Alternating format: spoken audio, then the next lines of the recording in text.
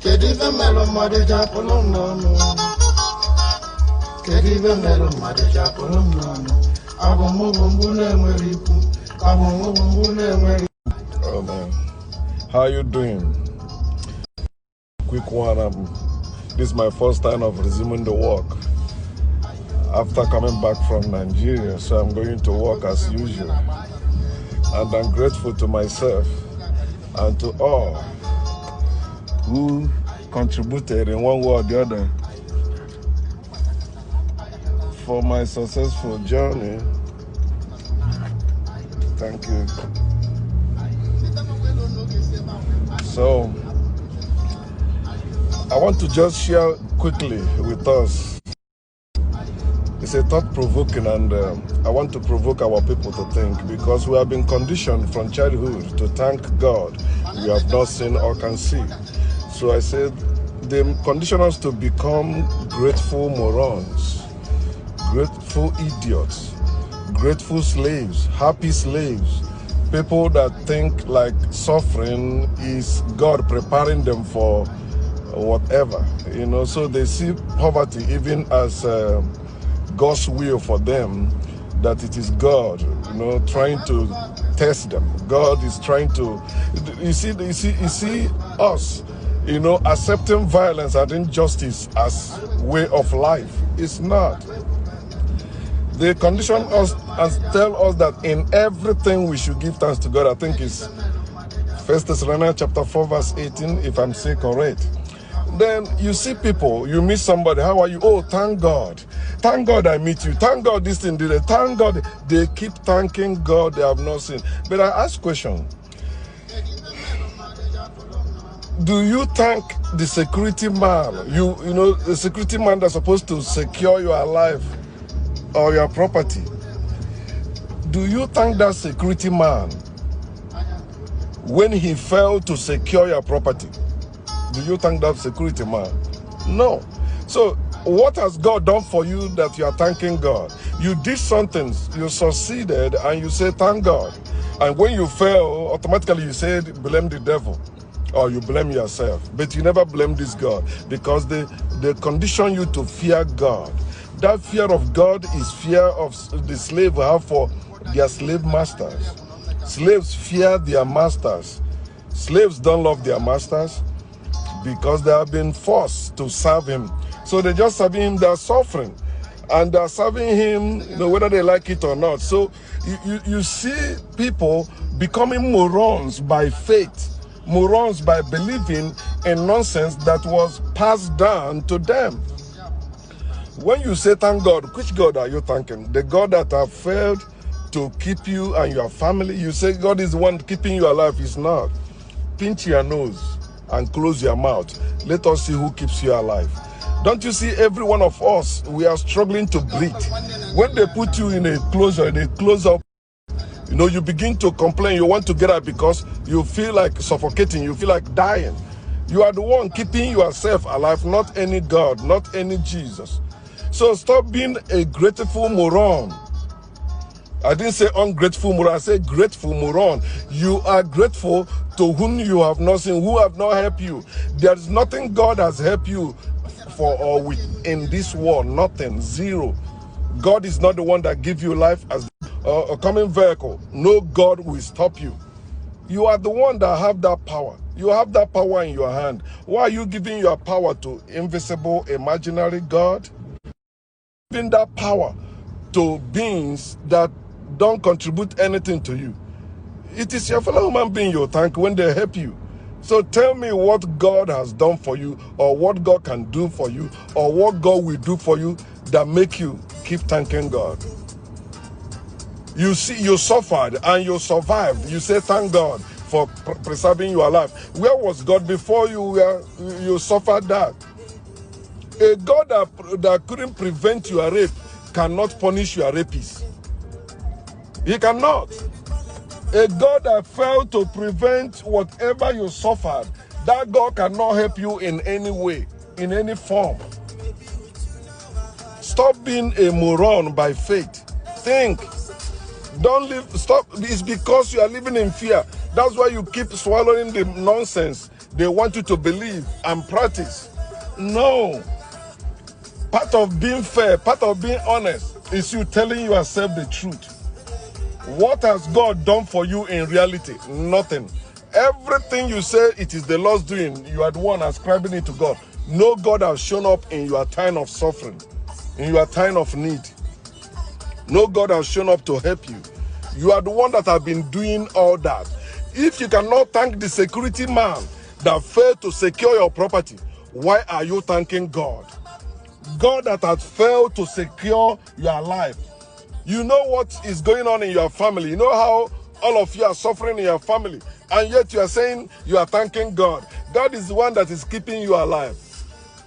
I asked one of them in my village when I was in Nigeria. I said, what has God done for you? Or what can God do for you? He's way older than me. And they say, God is the one that is keeping me alive. God gave me life. That's what we were programmed to be saying. And we think we are smart saying that. We think we are wise saying that. No, we are not. It does not make sense. It does not make sense for you to be thanking someone whom you have not seen or can see. And you are ascribing your effort and your sources to that being. You have to wake up, my people. Share this to anyone that still believes in God or thanking God. And ask them, what has God done for you? Nothing. You say God gave you life. It's a lie.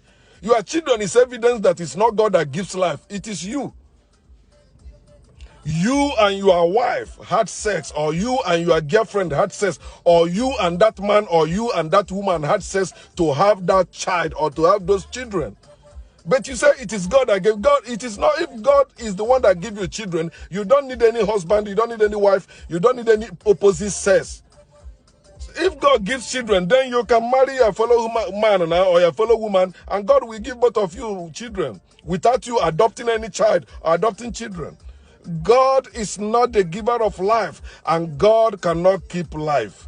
I want you to consider this. God is not the giver of life, and God is not the keeper of life. Anyone that tells you that God keeps life or God gives life, that person is lying to you. That person is also a moron, and that person is also a grateful moron. It is time we cut off all this bullshit, this nonsense they used to enslave us. Think about that. Where was this God when our ancestors were enslaved?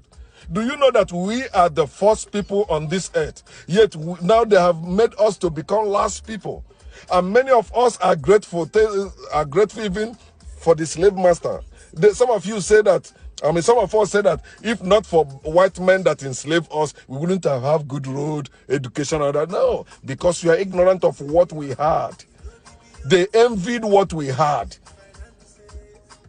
No matter what, if any white person or any African that is still arguing with you about the exploit of your ancestors, ask them who built the pyramid. Till today, white people don't know how our ancestors built it. Why? Because they kill out our ancestors who built them. But we know. Because we are one with our ancestors. They built it with the black power, the African power, the power we have. The power that can see the future, the power that can do the impossible, the power that can solve any problem, whatever it is. Our ancestors, we gave the world mathematics, we gave the world science, we gave the world medicine. Everything any race is enjoying in this world today was invented by our ancestors. So who are you supposed to be grateful to? Why are you grateful to God you have not seen or can see? Any little sources around you, any little good thing around you, you begin to say, thank God. You begin to praise God. And somebody that is trying to wake you up to reason and begin to think for yourself, you begin to say they are, oh, you are angry. Oh no, you're having pain. How can you see my pain, but you don't see your pain? The worst pain you will have in this world is being a slave. That's the worst pain you can have in this world. You are a slave of God, you are a slave of Christ or slave of Jesus. You are a slave in that religion.